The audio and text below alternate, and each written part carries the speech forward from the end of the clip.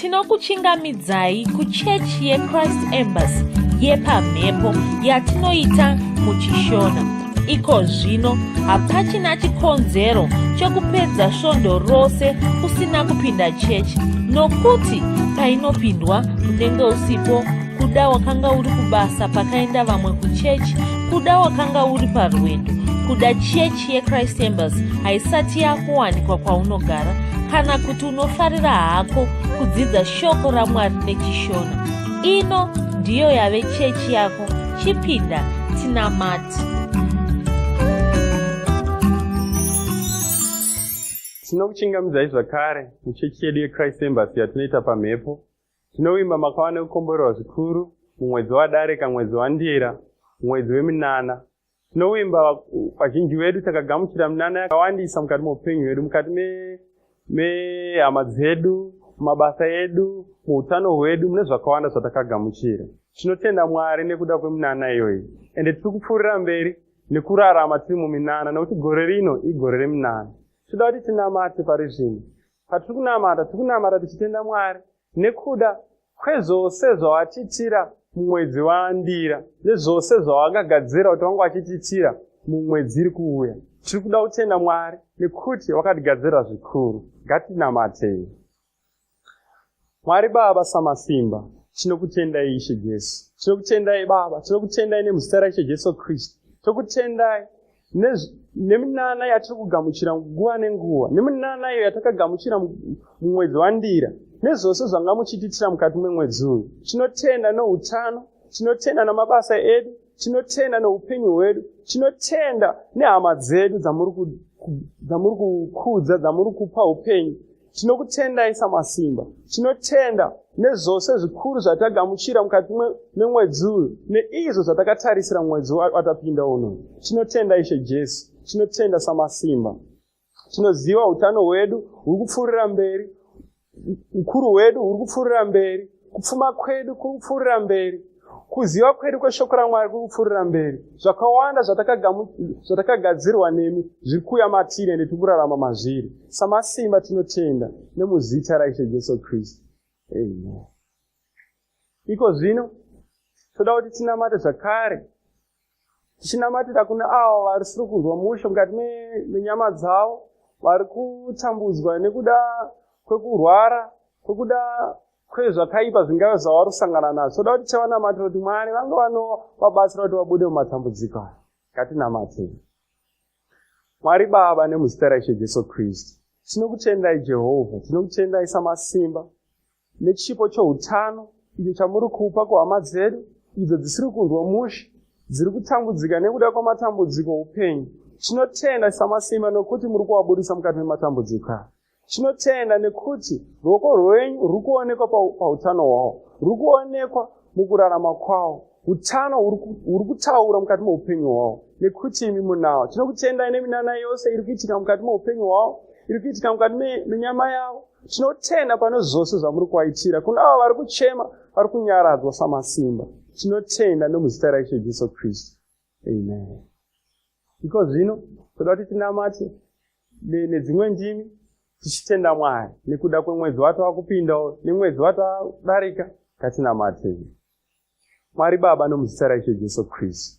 Libo zonda tede koze ligrara tede kote ligiria tede koze geli sonde tede kotriga ila triga baude galisia stende tede konte ligarale relays of grows gejeli sutakira mora tede konta ligare lada bro sheke mazonda kozi ligara leindo sote gimoria tede ketriga biude grace gabodi shakamare tede konte ligara tede yaritele kas gabojia mo sakimora tede kozi ligara mora ba shaka mazonda kozi ligara Eli zote gimora tede konte ligada rilerekri teli zote gimoria tede kote gatia tede kozi ligra.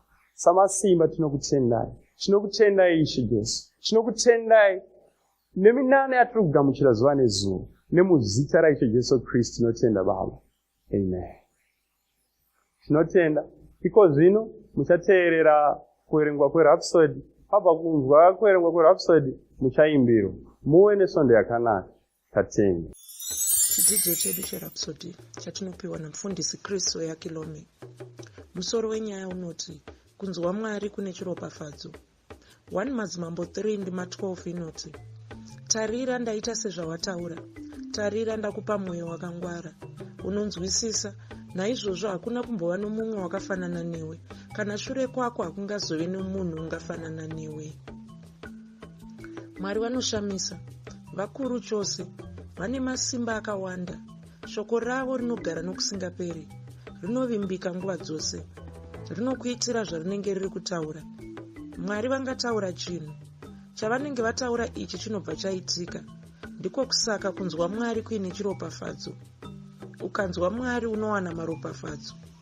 Zvavanotaura ndicho chokwadi. Unogona kunge uine zvinhu zvauri kusangana nazvo muupenyu. Zvinhu izvi zvinogona kunge zvisina kukunakira. Shoko raMwari ndiro rinokukundisa zvinhu izvi. Saka ndiro rogara unofanira kuwana. Ngatitarisei zvakamboitika kuna Soromoni. Akanga ari paGibheoni. Mwari vakamushanyira. Vakamushanyira ari kuhope. Vakamuta akumbire chaaida. Soromoni akabva akumbira njere. Akakumbira kuti agone kunzwisisa zvinhu. Izvi ndizvo zvatinoverenga muna 1 madzimambo 3 ndima 8 kusvika 9. Mwari vakabva vamupa njere dzaaida. Asi havana kutuma ngirozi kuzoisa njere idzi mumusoro make. Havana kupa Soromoni zvekunwa. Havana kumupa zvekudya. Chii chavakaita kuti ave nenjere idzi? Vakangoti kwaari, Soromoni wava nenjere zvino. Soromoni akabva ava nenjere dziya. Ndizvo zvataverenga mundima yatavhura nayo. Saka kunzwa Mwari kune maropafadzo. Unofanira kunzwa Mwari, ndiko kuti uwane maropafadzo. Izvi ndizvo zvakaitikawo kuna Abhurahama. Abhurahama uyu akanga achiri kunzi Abhuramu. Mwari vakati kwaari, zita rako harichazonzi Abhurahama, asi zita rako richanzi Abhurahama, nokuti ndakakuita baba vendudzi zhinji zhinji. Tinoverenga mashoko aya muna Genesis 17 ndima 5. Mudzimai waAbhurahama yakanga iri ngomwa, saka Abhurahama akanga asina vana. Asi Mwari vakati, ndakuita baba vendudzi dzakawanda.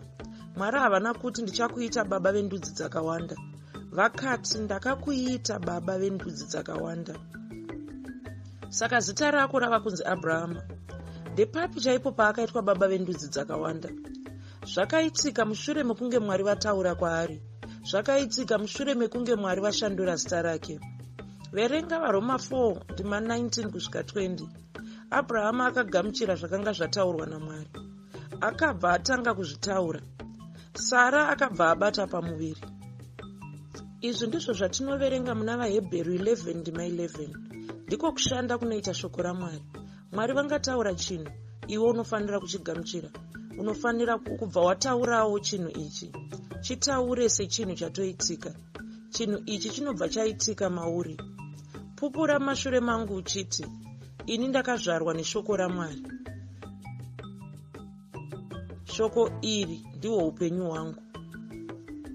Harigoni kuparadzwa. Saka hazvigoni kuti ndikurirwe. Hazvigoni kuti ndiparadzwe. Mweya wangu wagwinyiswa. Simba rose raiswa mauri. Saka ndava kugona kuita zvinhu zvose. Ndinozviita ndichibatsirwa naKristu. Kristu ava ndivo vanondisimbisa. Haleluya. Dzimwe ndima dzinotigira chidzidzo chanhasi ndedzinoti zvirevo 4 ndima 10, zvirevo 4 ndima 20 kusvika 22 naIsaiah 55 ndima 10 kusvika 11.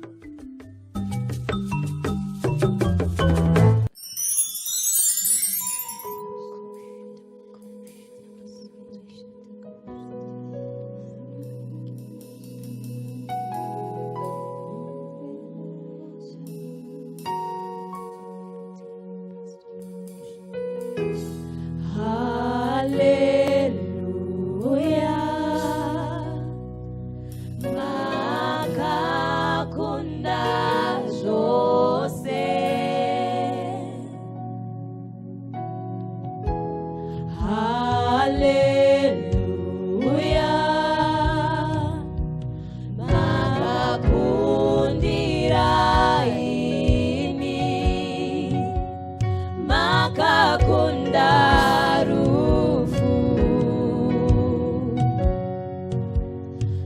mambo weupenyu,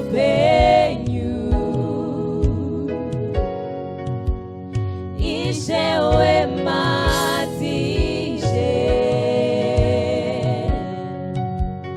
mambo weupenyu,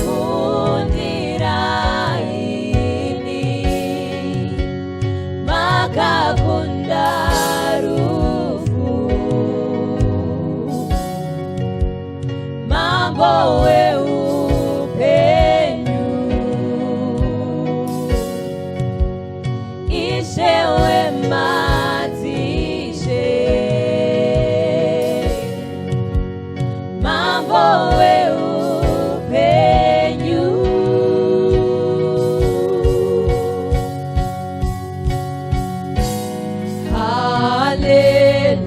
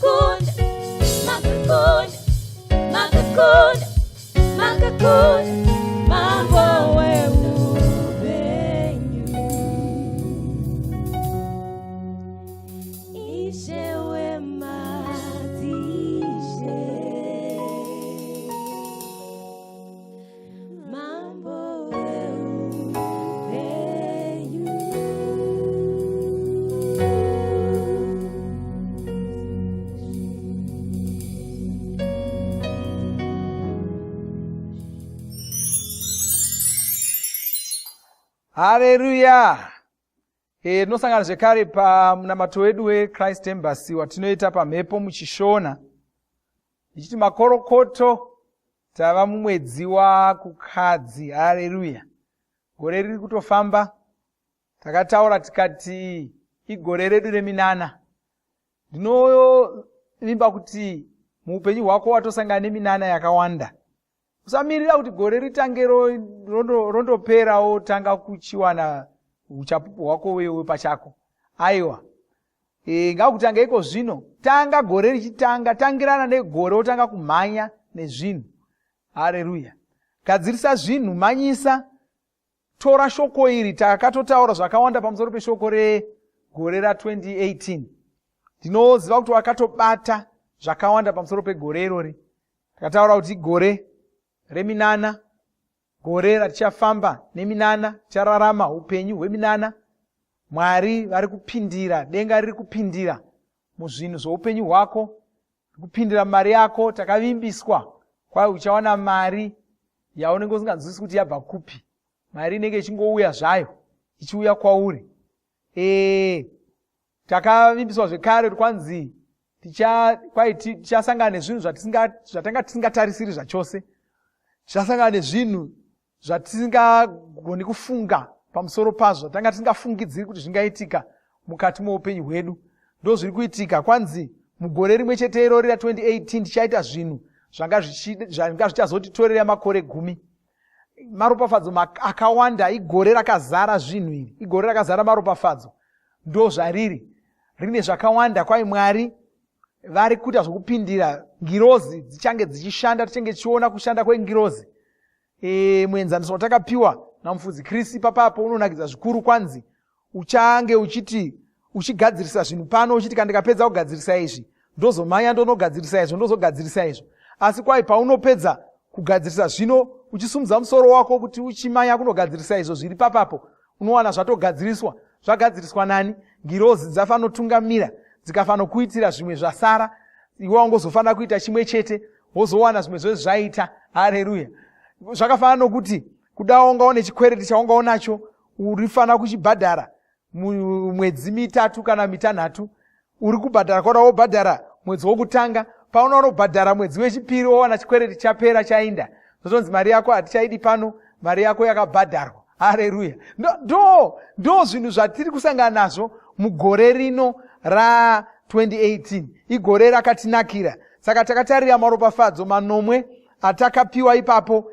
Maropafadzo ewayayo, maropafadzo akakura zvikuru, maropafadzo manomwe atinofamba nawo. Kwai zvinhu zvinodikanwa muupenyu hwako iwe zvichabva kudenga. Haleluya. Ndo rokutanga.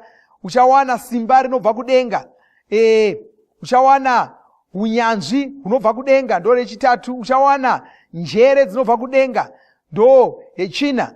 Kwanzi uchawana mazano anobva kudenga. Uye uchawana ruzivo runobva kudenga. Chechinomwe uchawana utano hunobva kudenga. Takataura kuti uchawana utano hunobva kudenga. Wausingagoni kutsanangura, unoziva wawafamba makore akawanda uchingonzwa simba rakangozara mukati menyama yako. Haleluya.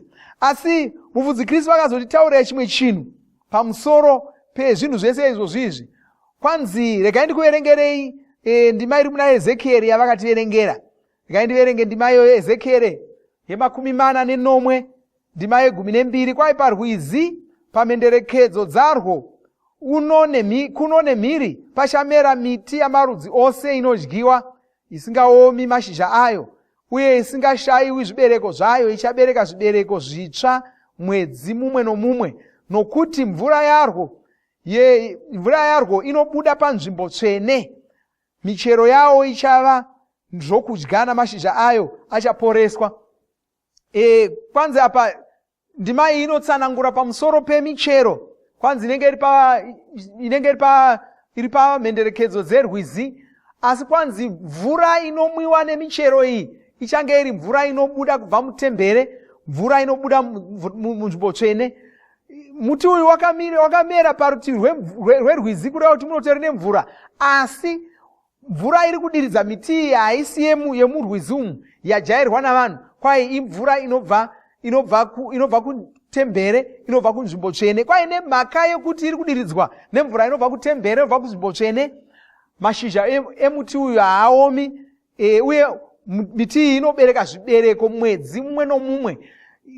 Muna ndira yabereka zvibereko, mahya yakuva kukadzi, wabereka futizve ukaibva mwedzi iwoyo mumwe chete, mukadya ukakuva mwedzi unotevera. Zvichingodaro haubereki kamwe pagore seimwe michero yese yese.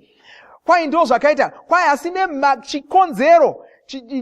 chikonzero michero iyoyi ichiita saizvozvi imhaka yokuti mvura inodiridza michero iyi imvura inobva panzvimbo tsvene, imvura inobva patembere.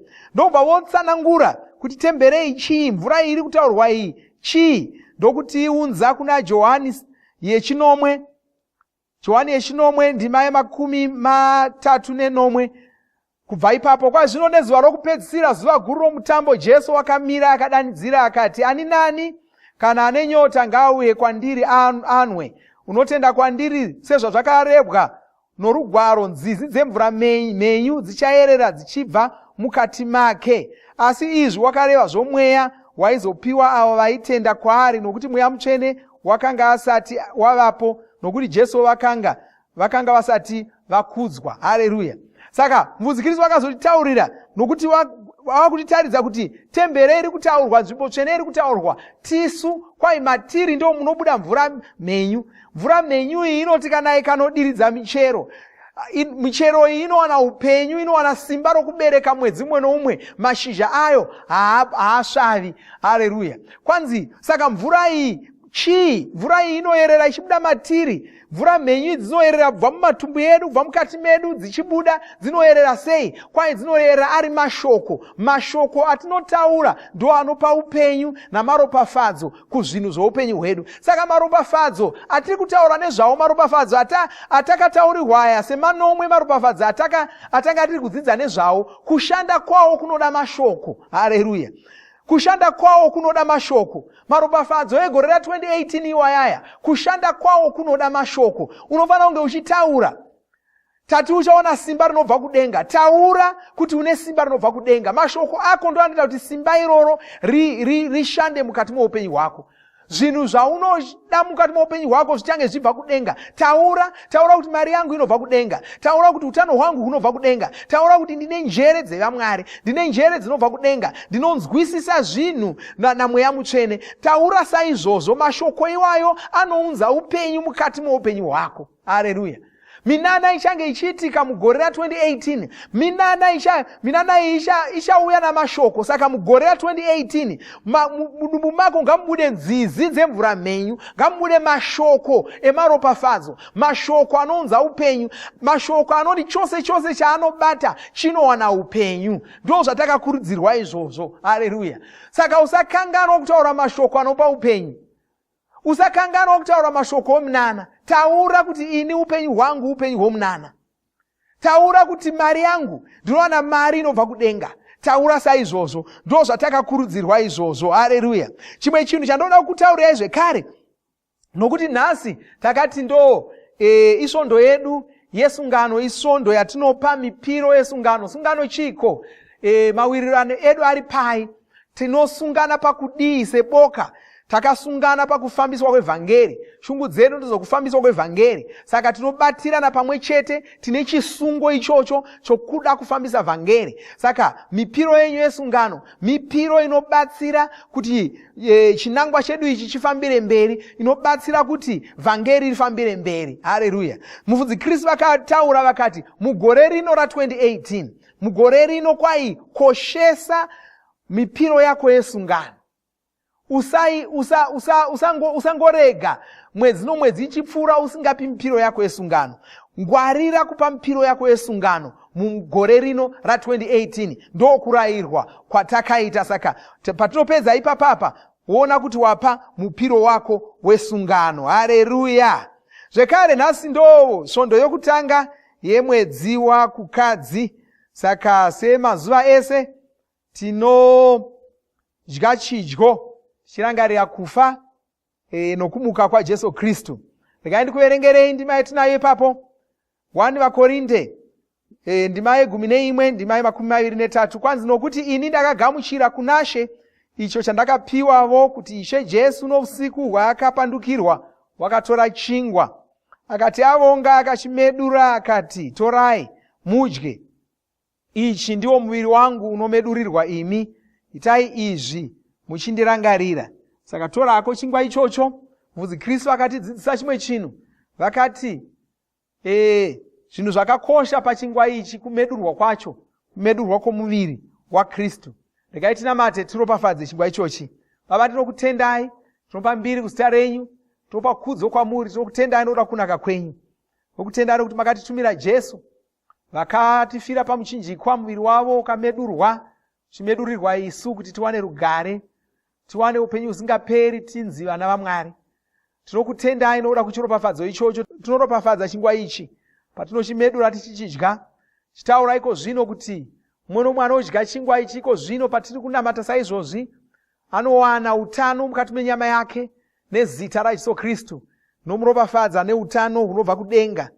Ndodzingira kure marwadzo ese, ndodzingira kure urwere hwese kubva pano mumwe nomumwe ari kubatana neni pamunamato iwoyu nezita raJesu Kristu. Amen. Zvakanaka. Tora chingwa ichocho wobva wachimedura wobva wachidya. Haleluya.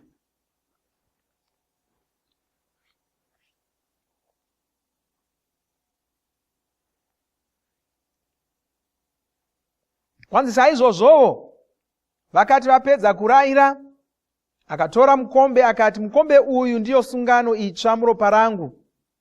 Itai izvi nguva dzose kana muchinwa muchindirangarira. Nokuti nguva dzose kana muchidya chingwa ichi kana kunwa mukombe uyu munoparidza rufu rwaShe kusvikira achiuya. Haleluya. Torai mukombe iwoyo tinamate tiuropafadze. Baba, tinokutendai, tinokurumbidzai, tinokutendai nokuda kwaJesu Kristu neropa raJesu rakadeurwa pamuchinjikwa. Tinokutendai nokuda kuti neropa iroro zvivi zvedu zvakasukwa, izvozvo zvikaita kuti tigone kuzvarwa patsva, tigone kuva vana vaMwari. Tinokutendai nokuregererwa kwezvivi izvozvo. Hatichisiri vatadzi, zvivi hazvichagari mupfungwa dzedu, muupenyu hwedu.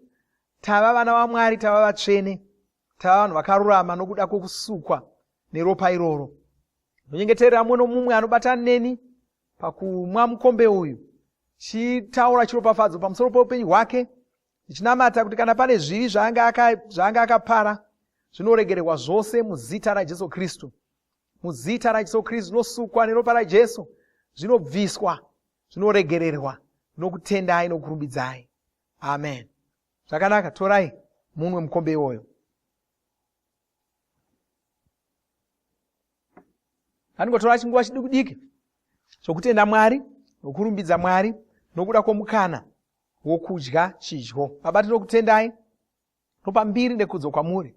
Tinokutendai nokuda kwomukana wokudya chingwa ichochi, wokudya muviri iwoyu nokunwa ropa irori raJesu Kristu, tichirangarira nokuparidza rufu rwaJesu Kristu. Rufu irworwu wakatiitira zvinhu zvakanaka, wakatiitira zvinhu zvakakura, wakaunza ruponeso kwatiri. Tinofara nokuda kwaizvozvo. Tunamata nyika yese ngaizive nezverufu irworwo, isvike pakuponeswa nokugamuchira ruponeso rwakaunzwa naJesu Kristu.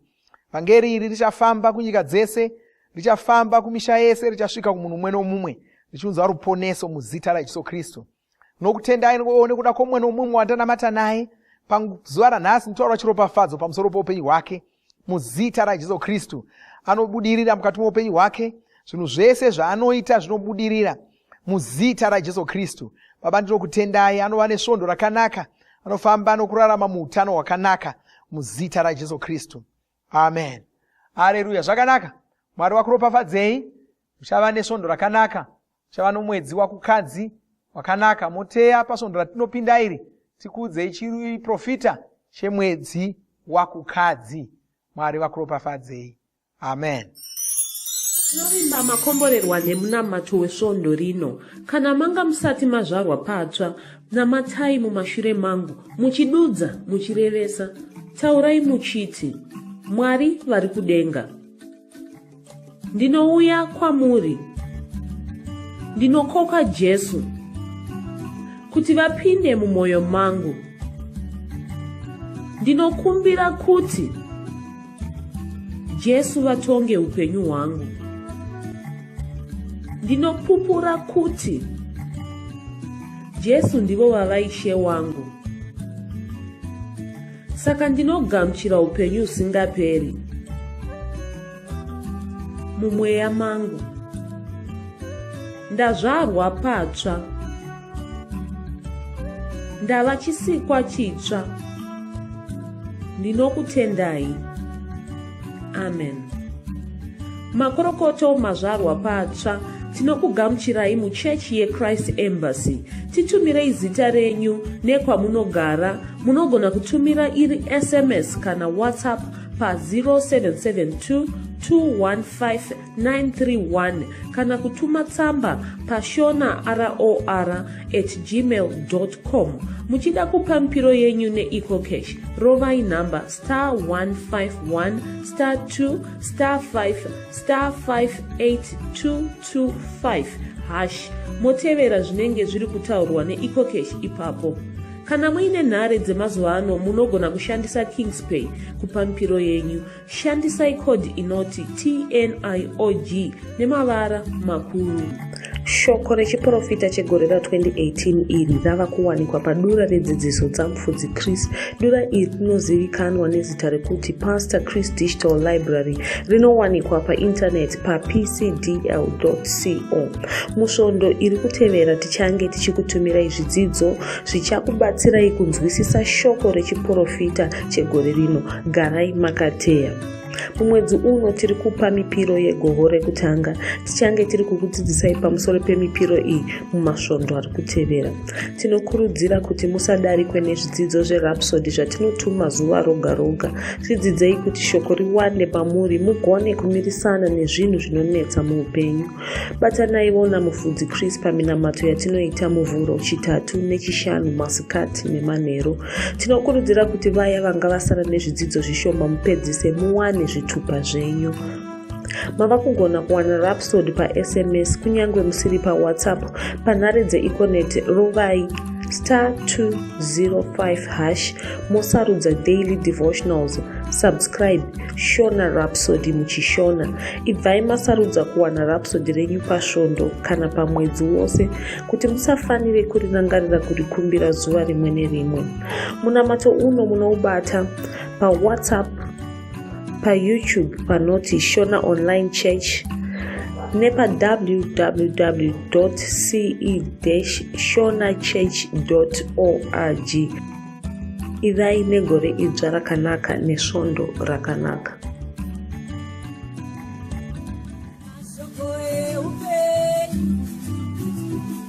Auya musa